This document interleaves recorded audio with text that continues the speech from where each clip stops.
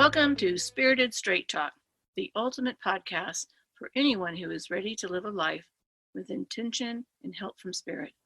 I am your host, Deb Shepard, spiritual teacher, medium, and author, helping you open up to the whole enchilada, or like we like to say, the soul enchilada, so you can truly make your soul rise. So let's go.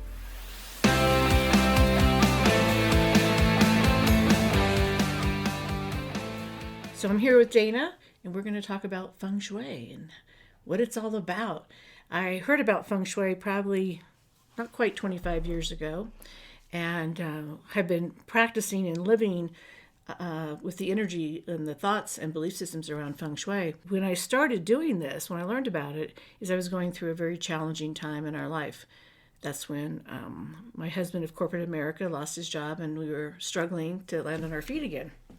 And I learned a lot from this, but what came out of it as well, it's a practice that you and I do here in our own home, but it also led me to understand about energy, which is how I learned that I was a psychic and a medium. And I think that's the foundation, because people go, how did you know? How did this start? It wasn't basically when I was a kid, I didn't have that kind of awareness, but this really helped me. And it really helps change how you feel about where you live, and that you do have some power behind learning this technique, this Feng Shui. It's been around for thousands of years. Even the Egyptians believed in Feng Shui and what they did, and they were bringing in the energy and the qi. And then the Chinese really took over and started. There's several different methods of Feng Shui. I use one that's called, with the Bagua, called Black Hat, and that's the one I use, or we use here. But everyone and everything is energy. And so if we look at water as an example in Feng Shui, is the water moving fast? Is it stale and icky and not stagnant? Or is it overwhelming? And is it a hurricane coming through? So we really want to look at what energy is. So if you think of it as water, you can go around your home and office and your spaces, and even just taking a room at a time and looking at how the energy feels. And when you go into someone's home, you can feel like, wow, this is like, I don't want to sit on anything, or it's very cluttered and dusty and dirty. And all of that creates how we feel in life, and it actually vibrates to how we achieve things in life. So you can make these changes in your home to create a different energy, or an energy that you want to feel in your home in order to change your life. Right. And look at it just on the basic level till we get into more details. If you have a room that there's a lot of storage in and boxes that are not opened up and things like that, it's cluttered. You just want to shut the door. It's like, oh, this is overwhelming. And even if you look at restaurants, when you look at a fast food restaurant, their intention is to get you in and out of there. So there'll be bright patterns, bright lights. The textures will also be where you don't want to sit there for very long. If you go to a fine dining, the lighting's different, it's the ambience and all the energy. And so that shows us what things will do to make us feel a particular way. Because fine dining, they want you to stay there as long as possible. Enjoy yourself, order another bottle of wine, more dessert, whatever that looks like. Where fast foods, they want you in and out. So depending on what you're looking for in your life, the home environment will help you put intention as well to the universe, because sometimes we don't have the clarity that we want. We're a little overwhelmed, like, I want change, but I don't know what that looks like. For what are the rules in Feng Shui? If something is working in your life, don't mess with that area of your energy.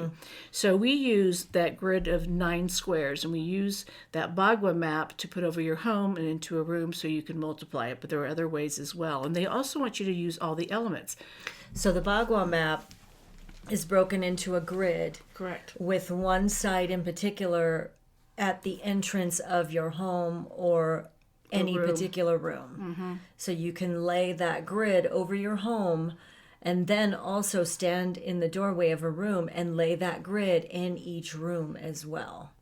Correct. So, or you can even lay that grid over your desk. Which is one thing you do. I do that, you can lay that grid over your desk and create an intention over your desk, and that's what you mean by multiplying it. Right. Is you can keep laying that grid where you sit at your desk would be the quote unquote entryway. Correct.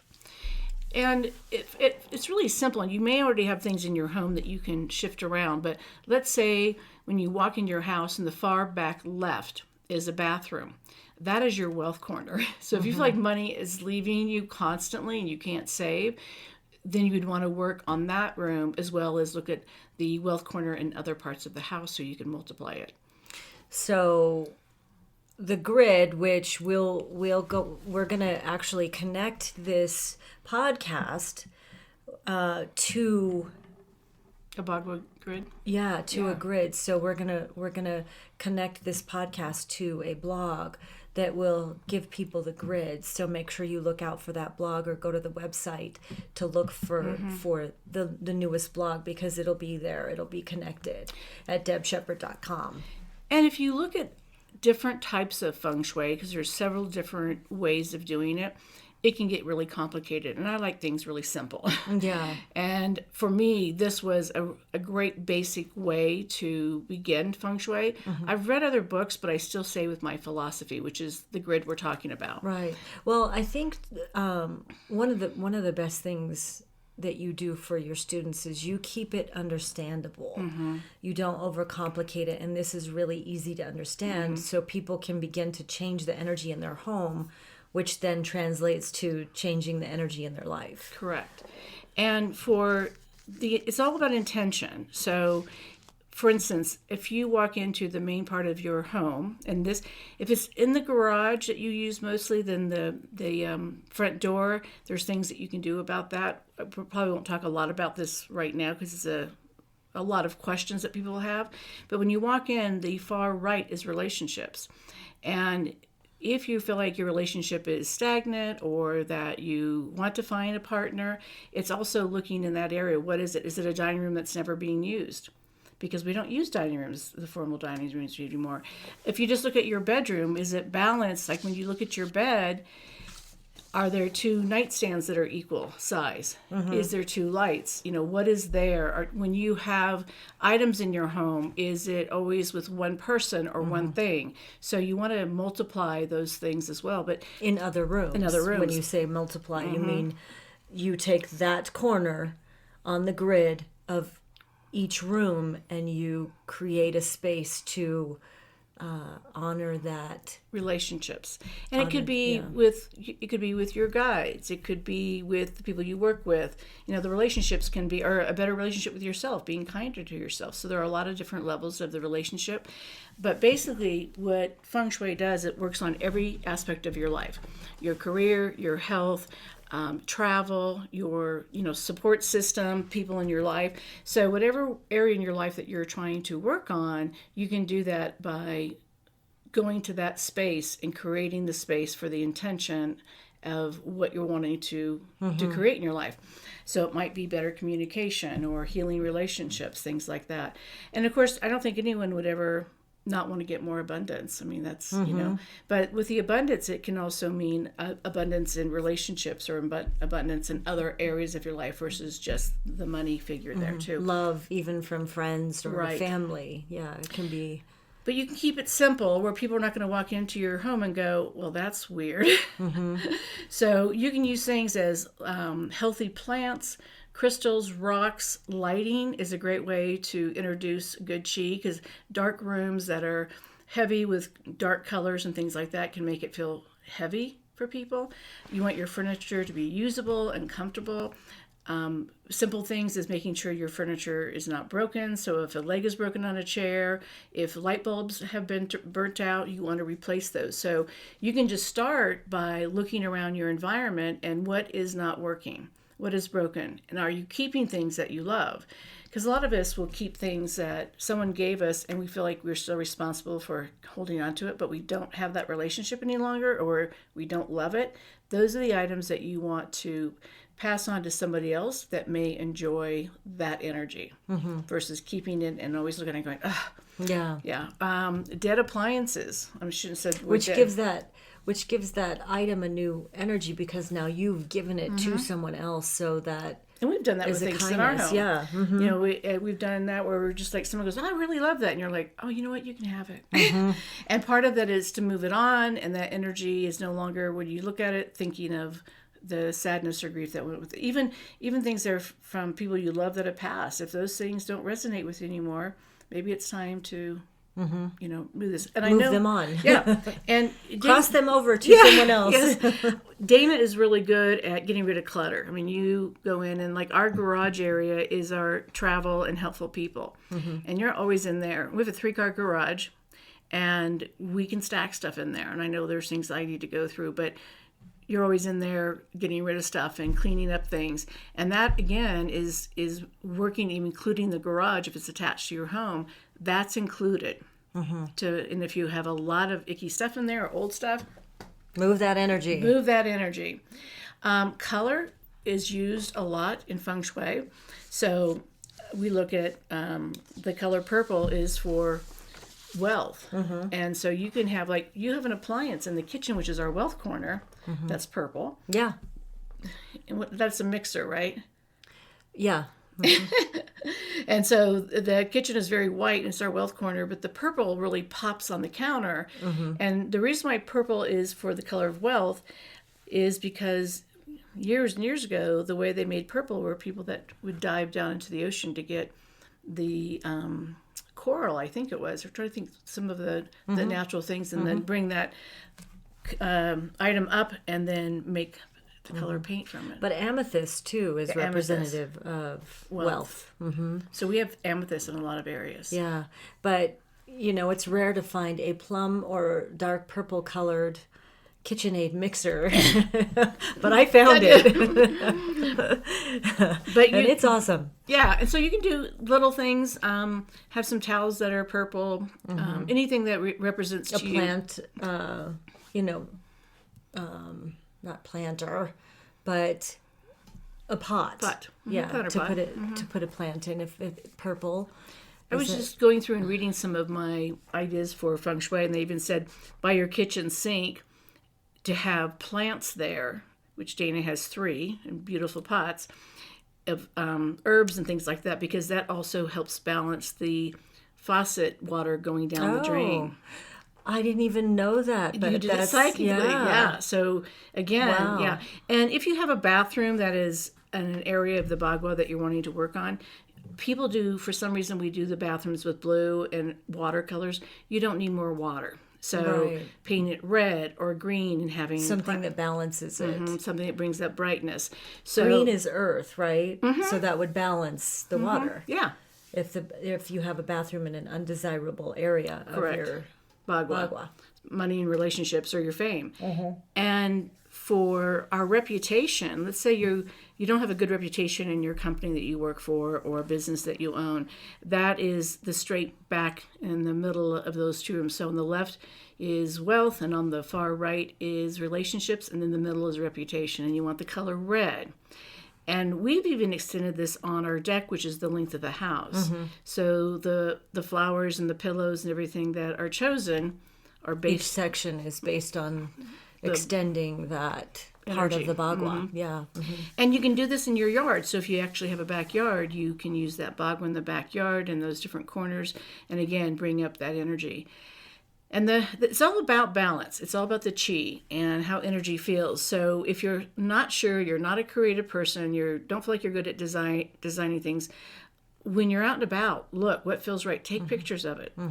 And start simple. Yeah. Like you always say, you advise people in your classes to start simple. Start with doing a couple little things, like get an amethyst or get pink quartz and place those in those areas of your Bagua, in those rooms. Or duplicate it in each room. Correct. If that's what you choose to do, but start simple, right? And we could do a complete overhaul and have it, every duplication and all that, but that can get pretty complicated. It can get, and you can get overwhelmed. You just don't want to stir up so much energy that it affects every aspect of your life. So if you do it simplistically and you start seeing results and it starts feeling differently, everyone loves candles normally, unless you're allergic. And fresh flowers. Those things are simple things that we can add to the So energy. it could be, what do you mean by candles? It could be a colored candle that would go with that area on the bagua to create that intention. It could even be just to create a ambience of it feels good. You know, so if you have a room that has a lot of energy or negative things that's going on and you just can't know where to start, you can do essential oils or light a candle or do incense or something, just because smell and sound really help. And I know for some people, they've had a lot of negativity. I tell them to play great music really loud in order for the energy to begin to change. And that's what you're doing. And that's an easy way to Right. do it, but you can also do drumming. Yes. I know when we do some cleanses, you can do different sound things like that, like sound vibration. So will help move rattles. that energy. Correct. And it really is, what is it that you love and what are you trying to change? So let's say you recently got a divorce and you're still in that house. You know, you may want to do some kinds of cleanse, which we sell cleansing kits that you can purchase You have your own line. on my own line, so that you can at least do that. And then, you know, start looking at how you change those rooms, especially a bedroom and a kitchen. The kitchen's the heart of the home. And looking at what things you want to shift around that it feels like your space again and that you own it. And you're going there. So all parts of your life you can look at what you can do to create. So I was talking about the fame and reputation. So for us, we have some things in there that remind us of famous people. And we have pictures of Madonna, which Dana loves, and the Beatles. But it's also the color red. So we have red pillows and we have a red throw. And you just add those additional colors and things like that to be able to bring in. We had red vases, little splashes of red in that room to enhance the fame and reputation. Because we want people to say good things about us. Right. We also have pyramids, right? Which is, and leather. Correct. Which those all Represent fire. fire. Okay, so. Because if you look at fame and reputation, you think about someone's name in lights. So it's the fire energy that you want there. So again, it's the color red. It has all that energy that you want to bring into it. Maybe we just have lots of red wine in there. That would work. But what you're doing again is having that intention, and you're wanting to look at, is there a corner that you've dumped a lot of stuff in? Is there magazines that are really outdated that no longer you're using? Getting rid of those things. So to me, it's looking at what you want to change. Look around your house of small projects that you can do so you feel successful. I don't want you to take on the whole house or a room that's overwhelming. But what is it that you're trying to create in your life? So you always recommend that people walk into each room of their home and feel the energy, experience the energy, and try to feel what that room feels like before you begin, right? Yeah, as you were saying this, I think we get used to what we see. I mean, I'll come into my office and go, oh, yeah, it looks fine. And you're like, oh, look at all the stuff everywhere. I'm like, okay, so that I don't mess up your stacks, I better just walk out before I start straightening. Having somebody else come into your space that would be very honest and walk in and go, what do you feel about the color? How do you think of this bedspread? What about this bathroom? Having someone come in and give you just their opinion, the things that you have stopped looking at, could be very helpful. Can we tell a story? Absolutely. So the last time we did the 30-day shift class, when you teach a class or we're involved with a group of students, we typically will go through that class with them because that's what happens. Because it's a lifelong journey. You Right. don't learn this for one time. To me, You teach it, but we live by these things. yeah, I go into a room and Dana's changed it all. And I'm like, okay, what happened here? I had to change the energy. But this last time you went through teaching the class, we made some changes to our relationship corners, which changed several relationships. That's true. One of them got cleansed, we'll say. And so it's interesting how the evolution of changing the energy, or how sometimes it can happen so quickly. Yes. Or so very abruptly it can happen when you change that energy. So make sure your intentions are clear. Yeah. Well, one of the students that has her own business, she did the Feng Shui, and now she has so much business that it's hard for her to keep up. And who doesn't want that? And she's getting top name clients that are using her services. And I do see things like that. Years ago, I helped another student in her relationship corner, and her bedroom looked like it was a grandmother's bedroom. Okay. And a picture Who wants to sleep in there, right? And I'm like, this is not going to invite any dude, or is it romantic?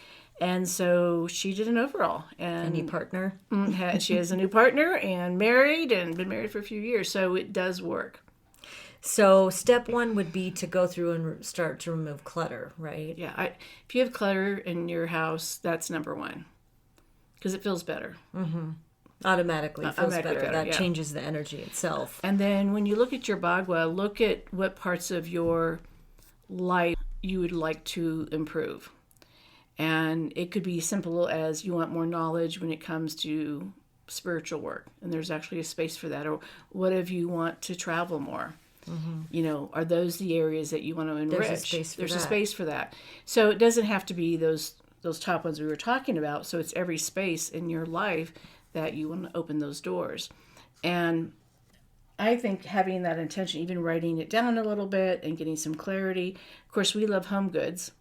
And there's so many things you can pick up there, or Target, or even going to garage sales or things like that, finding some simple things. And especially if you're just starting and you want to create a certain energy, first of all, don't go crazy. Don't spend a ton of money. You can do it very simplistic with things too. So, and what we notice is people come in our house and go, wow, it just feels so calming in here. And if people come in and they don't want to stay very long at your house, or they don't want to come to your house, that might be because the energy is not comfortable for people, and it's probably working against you in life. So cleaning, and then Getting some intention. getting your intention set. So figuring out what part of your life you want to change or enhance. Correct. And then start looking at some ideas that what would work in that space that you may already have in your house. It might be just changing from pillows to one room into another room, or lighting. So look to what you have in your home that you can shift around.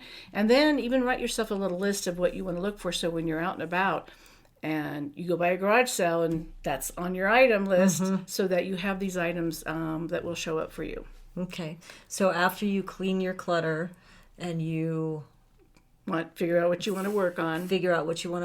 You map out your intentions for the spaces, and you start to then pick up maybe small items that you can place, or figure out what you have to start placing items to change that energy in those rooms. It's weird to think that just changing your stuff around can change the energy completely to help change your life. Correct. But it really is that chi. We heard a new term the other day too. Yep. Chi suckers. Like we call them vampire suckers, and we all know those things. But energy vampires. But it really is, if you think about, like, when you go out and you go to a restaurant, how do you feel in that energy? And one thing that you know about me, I want my face, I want to be looking at the people and the door or out the windows. I don't want my back towards those energy, because I can feel the energy behind me. So if you even think about where you want to sit when you're at a restaurant, that's energy, that's chi. How good we feel when we go, I just took a walk in the woods and it felt so good, or I went hiking. It's all the energy from Mother Earth that you're getting. So is there one space in particular you would recommend people start, or is it really just figuring out where you feel you need to spend energy? Everyone should start at their front door. Okay. And that they consider that the mouth or the chi of the home. So for especially people that are not using their front door, there may be spider webs. It may not be decorated. I mean, I think we change our front door area. I do. I change our front area a lot. Yeah. And have it where people walk by and go, oh, look at that. You want the energy to stop at your home that's positive. So if you're just driving by, people are just driving by, that means you're missing opportunities. So this is why in Feng Shui, a lot of people paint their doors red. We don't have that, but we bring in a lot of the colors. We have wreaths on our doors. We painted our doors black. Everything is cleaned up. Make sure the light is working if it's outside. And also start using your front door occasionally, going in and out of that. So if you're in an apartment where there's a hallway, put out a doormat. Put a wreath up for the holidays, whatever holiday that or month that it's in, so that it looks like people like, oh, I'm going to stop here. And for businesses, there's a lot of businesses that don't have any energy for you to stop. So if you're in a mall area where there's a row of stores or things like that, and there's no way to identify you, what are you doing to stop people to look at your energy there to help bring people in? So also wind chimes, you want to bring in. That would be placing a billboard sign right in front of your door. Yeah. But you really want people to stop and look. And so if you're in a neighborhood, drive around, walk around and look to see what your eyes pull to. Like what did they looks do? Inviting. And you and I do that. Yeah. Like we look at ideas. What colors?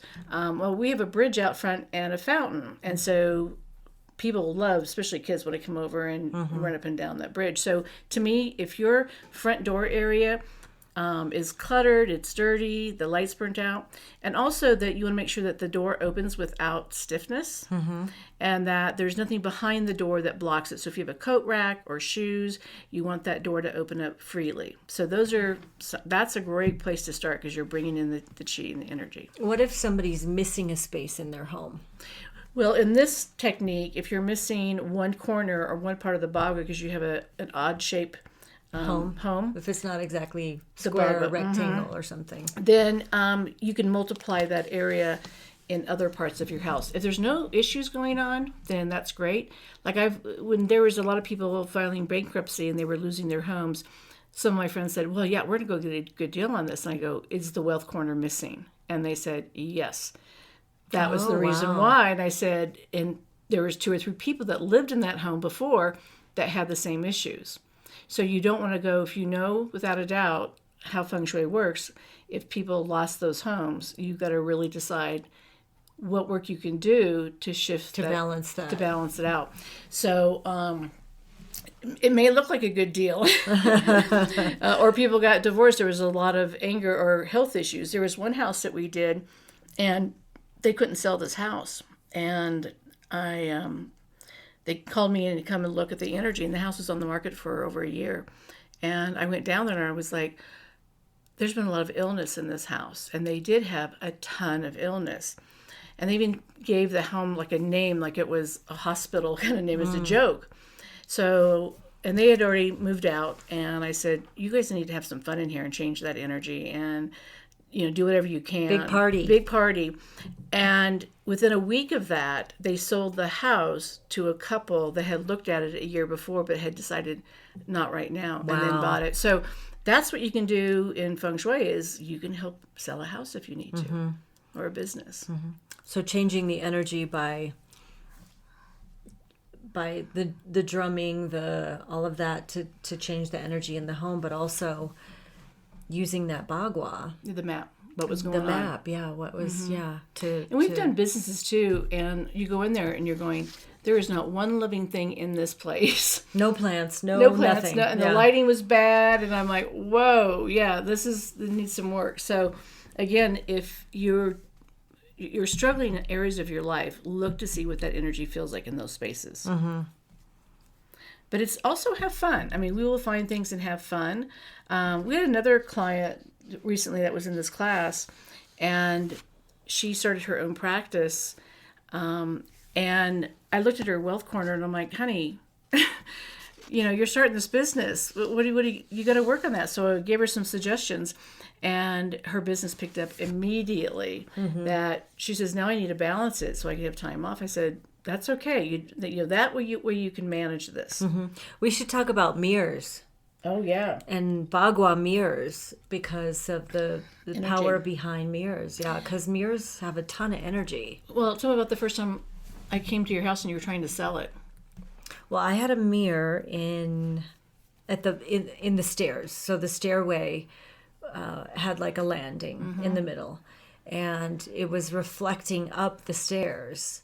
And I can't remember why, like what energy you were telling me that it was creating, but It pushes the energy back down the stairs too. And so when opportunities come in for people wanting to buy the house, it was pushing people back out the door. okay. So Dana took it down. I took it down, yeah. And it sold. Within a week. And you're thinking a mirror. Because people, mirror, yeah. people put mirrors in a lot of places that are not always the best. So mirrors are very powerful.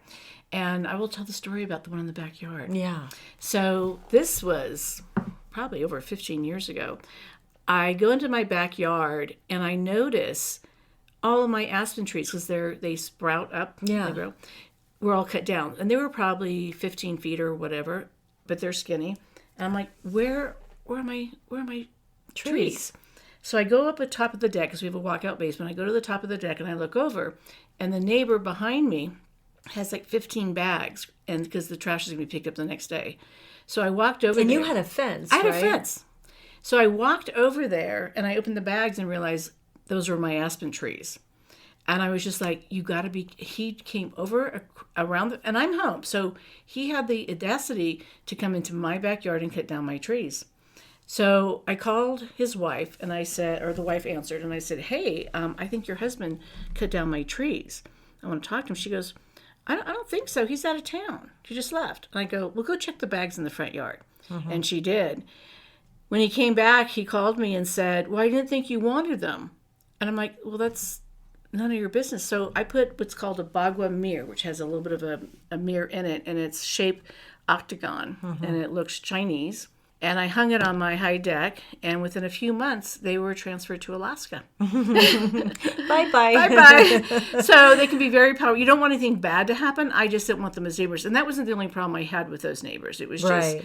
But for somebody to cut your trees down. Yeah, there was other issues. But So the mirror, the little bagua mirror, reflected their energy back at them, and they moved. yeah. So that is And they're interesting. cheap. You can get them like for $3, $8, $10, you know. And it's never to create harm, but it's to create a change. In that, yeah, this is, in you that don't work area. for me, or you don't It's work not in my this life. isn't working for me. It's not working for me, you know, go away. So that's how that works. Okay. So there's many things you can do. Some people hang crystals in the middle of rooms. I don't do that kind of stuff. I don't want it to look odd. I put crystals hanging in the windows, though, because I like the way they reflect those rainbows. Things that smell good, having things clean and working, and just allowing all that energy to shift to create a life that you want. And it really gave me power. It gave me the ability to feel like I was doing something to change my life, because we were not in a good place. And one thing I did learn, though, I was getting rid of my husband's things without his permission, again, like my neighbor. And I fell down and scraped both my knees, and it was the universe saying, that's not your stuff. You know, if I would have asked him, he may have said, I want to go through it first. But it's also important that if you're coexisting with somebody, don't get rid of their things without their permission, because it's a boundary. Right. So those are the things to respect. And you and I always go, like, do you want that? Right, Yeah, we always right. ask. So doing the simple things, though, you always talk about start simple, start the process, look at the map, and just begin to look at things slowly, because changing too much at once can also create a little bit of a chaos. Havoc, yeah. So just little Start, by little, yeah. start. And I've been doing this for over 20 years, and I'm still learning about it. And the people that are experts and do this for a living, they've had a lot of training. And originally, when it was created, they looked at the land that they were building on to use as part of that energy, too. So even where the street is that you live on can also create a lot of chi or energy as well. So busy versus not, things like that. But if you just start with a basic, like I call KISS, keep it simple, sweetie, is a good way to just kind of look at your environment. And I think we should always be doing that. And of course, you know, you're the plant lady, so having living plants around the house can be really helpful. But the biggest thing is having fun and be creative and ask someone else for their opinion. Like, how does it feel when you come in here? And I know I've gone to places where it felt okay, and I realized it was negative energy, but it was also negative energy that was comfortable for me. So how do you change that energy to make it work? But, you know, try it. Do a little research, have a little fun, go get a live plant. jump on our blog because We'll give you a lot you'll more find the information. information and Deb's Bagua map. Yeah, and go for it, because again, this is how I realized I was a medium. So it changed my life. Thanks for joining us once again. Thank you for joining us for this episode of Spirited Straight Talk. If you enjoyed the show, make sure you subscribe so that you get notified of new shows. We'd also love it if you'd leave us a review. And let's connect. Visit debshepard.com for more insights, support, workshops, and to book a session with Deb. Plus, enter to get a free reading with Deb. All you have to do is sign up for the email list and you'll automatically be entered. Just go to debshepard.com. That's DEBSHEPPARD.com.